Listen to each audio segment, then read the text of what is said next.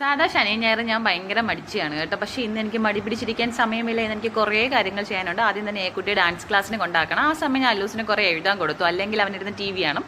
പിന്നെ ഏകയെ വാക്കിയിട്ട് വന്ന വഴിക്ക് എനിക്ക് ഫാൻസി സ്റ്റോറിൽ നിന്ന് ഏകയ്ക്ക് 2 ബ്ലാക്ക് കളർ ഹെയർ ബാൻഡ് വാങ്ങിക്കാൻ കയറിയതാണ്. അവസാനം അവിടെ 634 രൂപ ആയിട്ടുണ്ട്.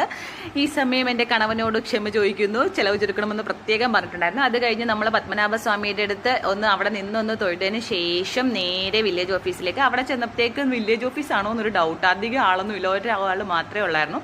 അത് കഴിഞ്ഞ് ചിക്കനൊക്കെ വാങ്ങി പെട്രോളൊക്കെ അടിച്ച് നേരെ സൂപ്പർ മാർക്കറ്റിൽ വന്നു. സൂപ്പർ മാർക്കറ്റിൽ വന്നപ്പോൾ മുടിയൊക്കെ അലങ്കോലമായിട്ടിരിക്കുന്നു. പിന്നെ 2-3 മുടി മുമ്പിലോട്ടൊക്കെ ഒന്ന് പിടിച്ചിട്ട് നേരെ ഐറ്റംസ് വാങ്ങിക്കാൻ കയറി.